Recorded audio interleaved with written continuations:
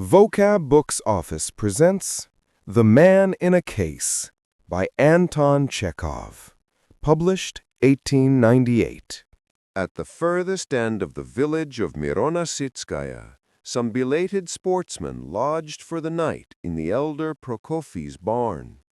There were two of them, the veterinary surgeon Ivan Ivanovitch and the schoolmaster Birkin. Ivan Ivanovitch had a rather strange double-barreled surname, Chimsha-Himalaysky, which did not suit him at all, and he was called simply Ivan Ivanovitch all over the province. He lived at a stud farm near the town, and had come out shooting now to get a breath of fresh air. Birkin, the high school teacher, stayed every summer at Count P.'s place, and had been thoroughly at home in this district for years. They did not sleep. Ivan Ivanovitch, a tall, lean old fellow with long mustaches, was sitting outside the door, smoking a pipe in the moonlight. Birkin was lying within on the hay and could not be seen in the darkness. They were telling each other all sorts of stories. Among other things, they spoke of the fact that the elder's wife, Mavra, a healthy and by no means stupid woman, had never been beyond her native village, never seen a town nor a railway in her life, and had spent the last 10 years sitting behind the stove and only at night going out into the street. "What is there wonderful in that?" said Birkin. "There are plenty of people in the world, solitary by temperament, who try to retreat into their shell like a hermit crab or a snail. Perhaps it is an instance of atavism, a return to the period when the ancestor of man was not yet a social animal and lived alone in his den. Or perhaps it is only one of the diversities of human character. Who knows? I am not a natural science man, and it is not my business to settle such questions. I only mean to say that people like Mavra are not uncommon. There is no need to look far. 2 months ago, a man called Belikov, a colleague of mine, the Greek master, died in our town. You have heard of him, no doubt.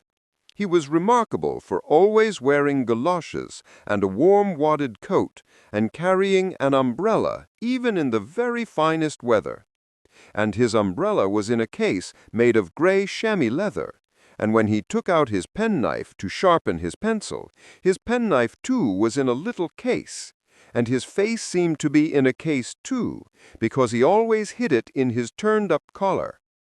He wore dark spectacles and flannel vests, stuffed up his ears with cotton wool, and when he got into a cab, always told the driver to put up the hood. In short, the man displayed a constant and insurmountable impulse to wrap himself in a covering, to make himself, so to speak, a case which would isolate him and protect him from external influences. Reality irritated him, frightened him, kept him in continual agitation, and perhaps to justify his timidity, his aversion for the actual, he always praised the past and what had never existed. And even the classical languages which he taught were in reality for him galoshes and umbrellas in which he sheltered himself from real life. "Oh, how sonorous, how beautiful is the Greek language," he would say, with a sugary expression, and as though to prove his words, he would screw up his eyes and, raising his finger, would pronounce anthropos.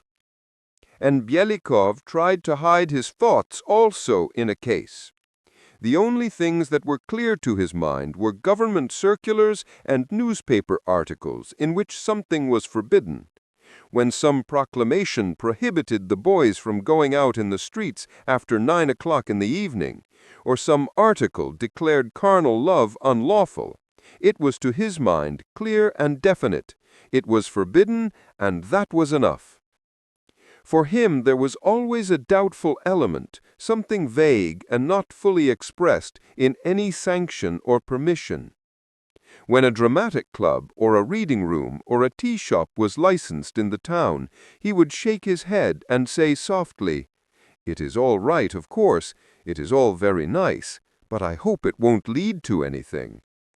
Every sort of breach of order, deviation, or departure from rule depressed him, though one would have thought it was no business of his. If one of his colleagues was late for church, or rumors reached him of some prank of the high school boys, or one of the mistresses was seen late in the evening in the company of an officer, he was much disturbed and said he hoped that nothing would come of it. At the teachers' meetings, he simply oppressed us with his caution, his circumspection, and his characteristic reflection on the ill behavior of the young people in both male and female high schools, the uproar in the classes. Oh, he hoped it would not reach the ears of the authorities. Oh, he hoped nothing would come of it. And he thought it would be a very good thing if Petrov were expelled from the second class and Yegorov from the fourth. And, do you know, by his sighs, his despondency, his black spectacles on his pale little face, a little face like a polecat's, you know, he crushed us all, and we gave way, reduced Petrov's and Yegorov's marks for conduct, kept them in, and in the end expelled them both. He had a strange habit of visiting our lodgings. He would come to a teacher's, would sit down, and remain silent, as though he were carefully inspecting something. He would sit like this in silence for an hour or two, and then go away. This he called maintaining good relations with his colleagues, and it was obvious that coming to see us and sitting there was tiresome to him, and that he came to see us simply because he considered it his duty as our colleague. We teachers were afraid of him, and even the headmaster was afraid of him. Would you believe it, our teachers were all intellectual, right-minded people, brought up on Turgenev and Shtchedrin. Yet this little chap, who always went about with galoshes and an umbrella, had the whole high school under his thumb for 15 long years. High school, indeed, he had the whole town under his thumb. Our ladies did not get up private theatricals on Saturdays for fear he should hear of it, and the clergy dared not eat meat or play cards in his presence. Under the influence of people like Belikov, we have got into the way of being afraid of everything in our town for the last 10 or 15 years. They are afraid to speak aloud, afraid to send letters, afraid to make acquaintances, afraid to read books, afraid to help the poor, to teach people to read and write. Ivan Ivanovitch cleared his throat, meaning to say something, but first lighted his pipe, gazed at the moon, and then said with pauses, "Yes, intellectual, right-minded people read Shtchedrin and Turgenev and Buckle and all the rest of them, yet they knocked under and put up with it. That's just how it is." Berkand went on. "Belikov lived in the same house as I did, on the same story, his door facing mine. We often saw each other, and I knew how he lived when he was at home. And at home it was the same story, dressing gown, nightcap, blinds, bolts, a perfect succession of prohibitions and restrictions of all sorts, and, oh, I hope nothing will come of it. Lenten fare was bad for him, yet he could not eat meat, as people might perhaps say Belikov did not keep the fasts, and he ate freshwater fish with butter, not a Lenten dish, yet one could not say that it was meat. He did not keep a female servant, for fear people might think evil of him, but had as cook an old man of 60, called Afanasy, half-witted and given to tippling, who had once been an officer's servant, and could cook after a fashion. This Afanasy was usually standing at the door with his arms folded. With a deep sigh, he would mutter always the same thing: "There are plenty of them about nowadays." Belikov had a little bedroom like a box. His bed had curtains. When he went to bed, he covered his head over. It was hot and stuffy. The wind battered on the closed doors. There was a droning noise in the stove, and a sound of sighs from the kitchen, ominous sighs. and he felt frightened under the bedclothes. He was afraid that something might happen, that Afanasy might murder him, that thieves might break in, and so he had troubled dreams all night, and in the morning when we went together to the high school, he was depressed and pale, and it was evident that the high school full of people excited dread and aversion in his whole being, and that to walk beside me was irksome to a man of his solitary temperament. "They make a great noise in our classes," he used to say, as though trying to find an explanation for his depression. "It's beyond anything." And the Greek master, this man in a case, would you believe it, almost got married. Ivan Ivanovitch glanced quickly into the barn and said, "You are joking." Yes, strange as it seems, he almost got married. A new teacher of history and geography, Mikhail Savich Kovalenko, a Little Russian, was appointed. He came not alone, but with his sister, Varinka. He was a tall, dark young man with huge hands, and one could see from his face that he had a bass voice. And in fact, he had a voice that seemed to come out of a barrel, boom, boom, boom. And she was not so young, about 30, but she too was tall, well-made, with black eyebrows and red cheeks. In fact, she was a regular sugar plum, and so sprightly, so noisy. She was always singing Little Russian songs and laughing. For the least thing she would go off into a ringing laugh, ha ha ha. We made our first thorough acquaintance with the Kovalenkos at the headmaster's name day party. Among the glum and intensely bored teachers who came even to the name day party as a duty, we suddenly saw a new Aphrodite risen from the waves. She walked with her arms akimbo, laughed, sang, danced. She sang with feeling, the winds to blow, then another song, and another, and she fascinated us all, even Belikov. He sat down by her and said with a honeyed smile, "The Little Russian reminds one of the ancient Greek in its softness and agreeable resonance." That flattered her, and she began telling him with feeling and earnestness that they had a farm in the Gadyatsky district, and that her mamma lived at the farm, and that they had such pears, such melons, such kabaks. The Little Russians call pumpkins kabaks, i.e. pothouses, while their pothouses they call shinki, and they make a beetroot soup with tomatoes and aubergines, in which it was so nice, awfully nice. We listened, and suddenly the same idea dawned on us all. "It would be a good thing to make a match of it," the headmaster's wife said to me softly. We all, for some reason, recalled the fact that our friend Belikov was not married, and it now seemed to us strange that we had hitherto failed to observe, and had in fact completely lost sight of such an important detail in his life. What was his attitude to woman? How had he settled this vital question for himself? This had not interested us until then.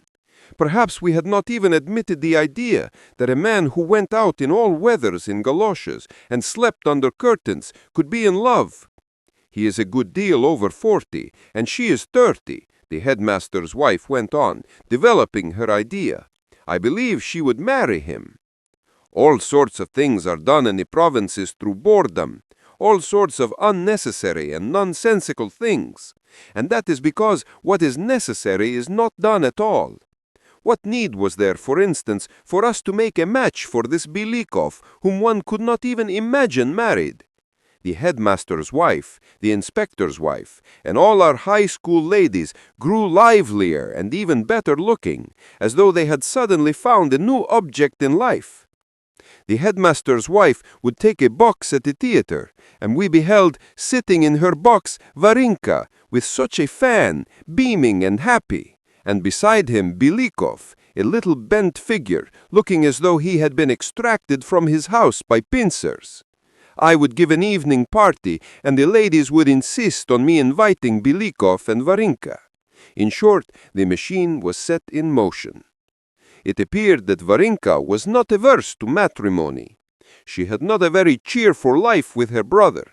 They could do nothing but quarrel and scold each other from morning till night. Here is a scene, for instance. Kovalenko would be coming along the street, a tall, sturdy young ruffian in an embroidered shirt, his love-locks falling on his forehead under his cap. In one hand a bundle of books, in the other a thick knotted stick, followed by his sister, also with books in her hand. "But you haven't read it, Mihalek," she would be arguing loudly. "I tell you, I swear you have not read it at all." "And I tell you I have read it," cries Kovalenko, thumping his stick on the pavement. "Oh my goodness, Mihalek, why are you so cross? We are arguing about principles." "I tell you that I have read it," Kovalenko would shout, more loudly than ever. And at home, if there was an outsider present, there was sure to be a skirmish. Such a life must have been wearisome, and of course she must have longed for a home of her own. Besides, there was her age to be considered. There was no time left to pick and choose. It was a case of marrying anybody, even a Greek master. And indeed, most of our young ladies don't mind whom they marry, so long as they do get married. However that may be, Varinka began to show an unmistakable partiality for Belikov. And Belikov? He used to visit Kovalenko just as he did us. He would arrive, sit down, and remain silent. He would sit quiet, and Varenka would sing to him, "The winds do blow," or would look pensively at him with her dark eyes, or would suddenly go off into a peal, "Ha ha ha!" Suggestion plays a great part in love affairs, and still more in getting married.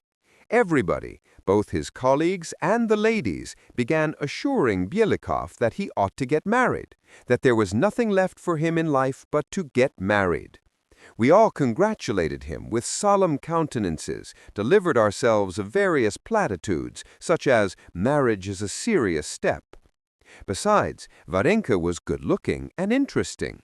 She was the daughter of a civil councillor and had a farm.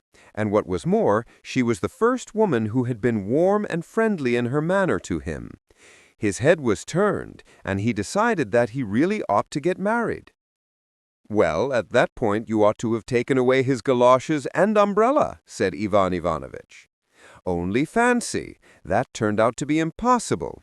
He put Varenka's portrait on his table, kept coming to see me and talking about Varenka and home life, saying marriage is a serious step. He was frequently at Kovalenko's, but he did not alter his manner of life in the least. On the contrary, indeed, his determination to get married seemed to have a depressing effect on him. He grew thinner and paler, and seemed to retreat further and further into his case. "I like Varvara Savishna," he used to say to me with a faint and wry smile, "and I know that everyone ought to get married. But, you know, all this has happened so suddenly. One must think a little." "What is there to think over?" I used to say to him. "Get married, that is all." "No, marriage is a serious step. One must first weigh the duties before one, the responsibilities, that nothing may go wrong afterwards. It worries me so much that I don't sleep at night, and I must confess I am afraid. Her brother and she have a strange way of thinking. They look at things strangely, you know, and her disposition is very impetuous. One may get married, and then, there is no knowing, one may find oneself in an unpleasant position." And he did not make an offer. He kept putting it off, to the great vexation of the headmaster's wife and all our ladies. He went on weighing his future duties and responsibilities, and in the meantime he went for a walk with Varenka almost every day.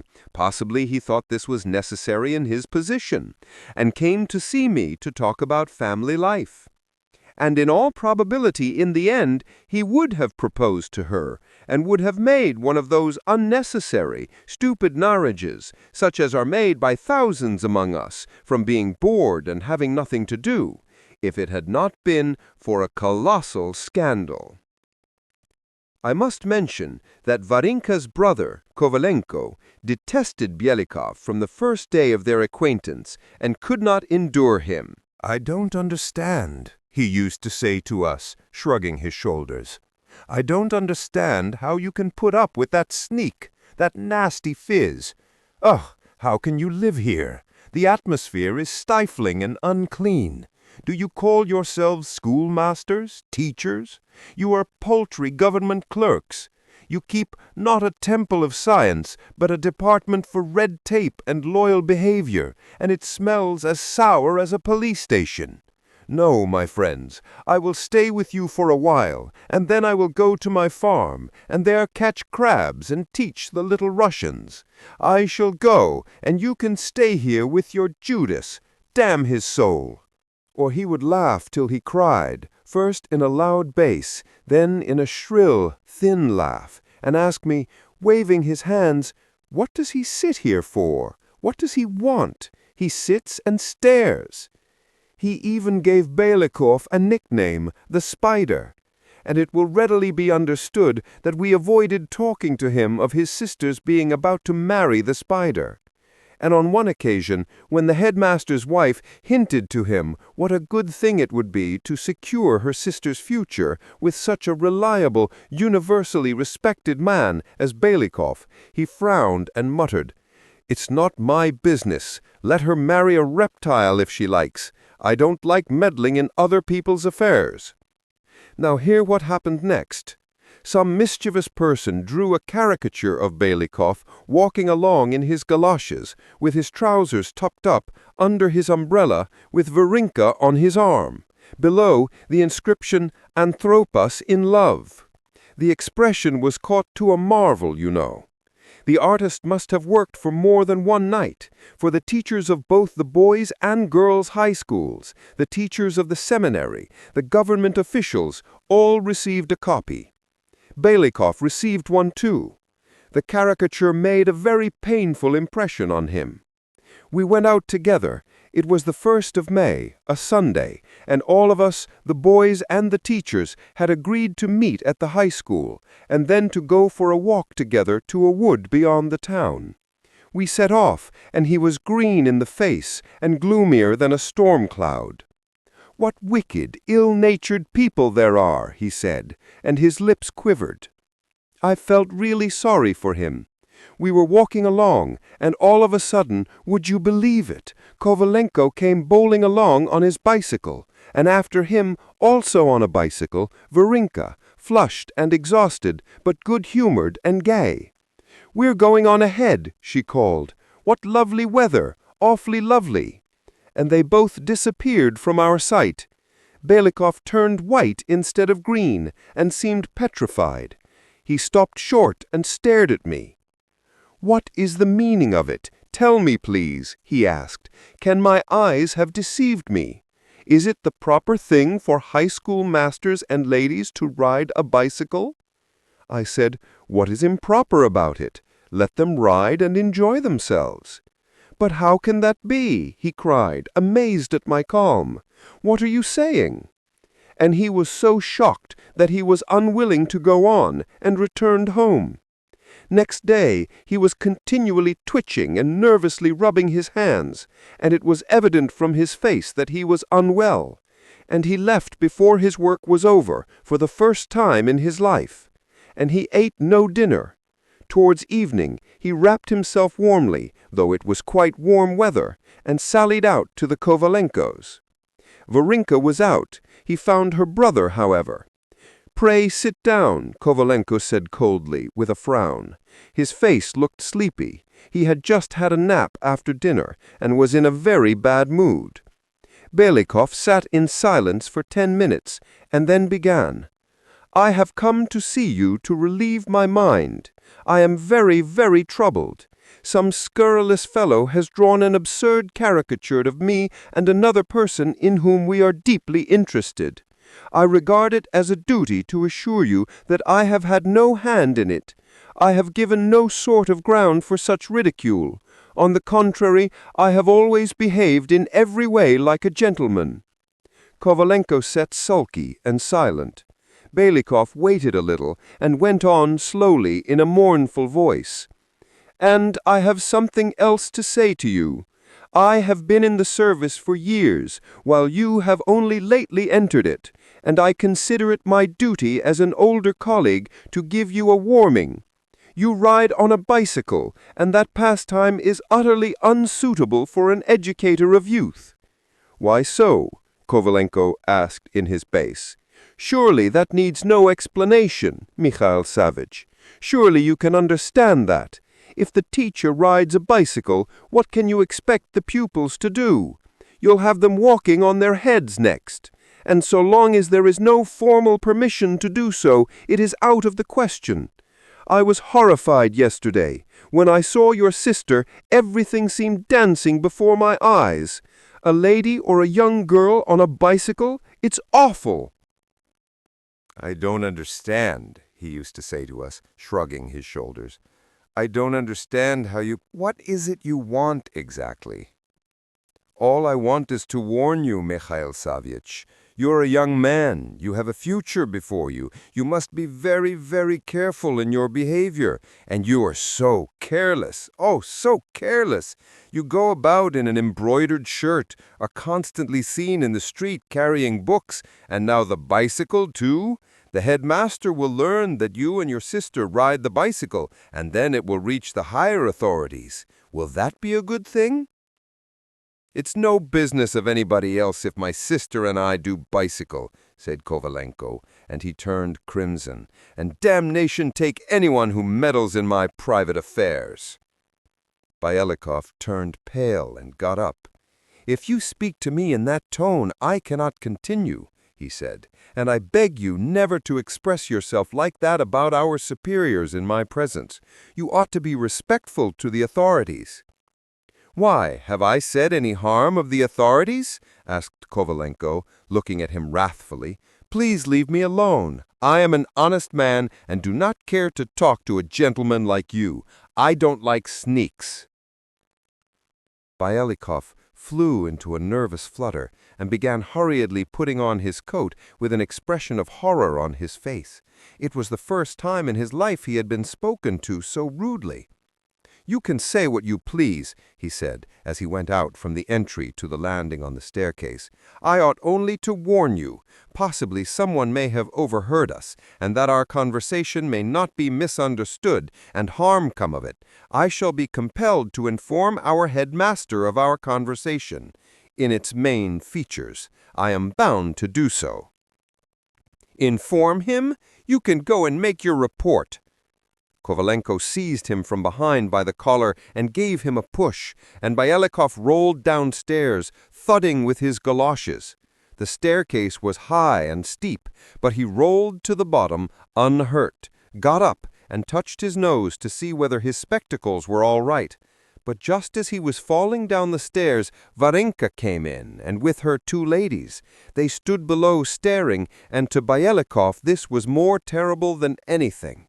I believe he would rather have broken his neck or both legs than have been an object of ridicule. Why, now the whole town would hear of it. It would come to the headmaster's ears, reach the higher authorities. Oh, it might lead to something. There would be another caricature, and it would all end in him being asked to resign his post. When he got up, Varenka recognized him, and, looking at his ridiculous face, his crumpled overcoat and his galoshes, not understanding what had happened, and supposing that he had slipped down by accident, couldn't restrain herself, and laughed so loud to be heard by all the flats. "Ha, ha, ha, ha, ha!" And this pealing, ringing ha, ha, ha was the last straw that put an end to everything, to the proposed match and to Belikov's earthly existence. He did not hear what Varenka said to him. He saw nothing. On reaching home, the first thing he did was to remove her portrait from the table. Then he went to bed, and he never got up again. 3 days later, Afanasy came to me and asked whether we should not send for the doctor, as there was something wrong with his master.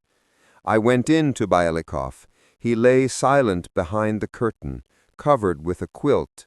If one asked him a question, he said, yes or no, and not another sound. He lay there while Afanasy, gloomy and scowling, hovered about him, sighing heavily and smelling like a pothouse. A month later, Belikov died. We all went to his funeral. that is, both the high schools and the seminary. Now, when he was lying in his coffin, his expression was mild, agreeable, even cheerful, as though he was glad that he had at last been put in a case which he would never leave again. Yes, he had attained his ideal. And as though in his honor it was dull, rainy weather on the day of his funeral, and we all wore galoshes and took our umbrellas.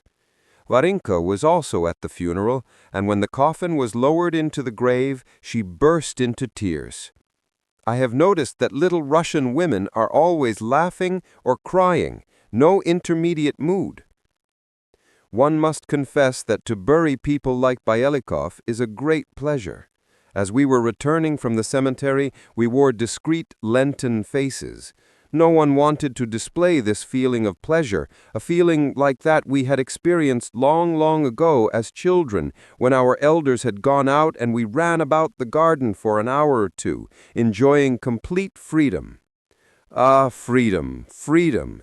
The merest hint, the faintest hope of its possibility gives wings to the soul, does it not?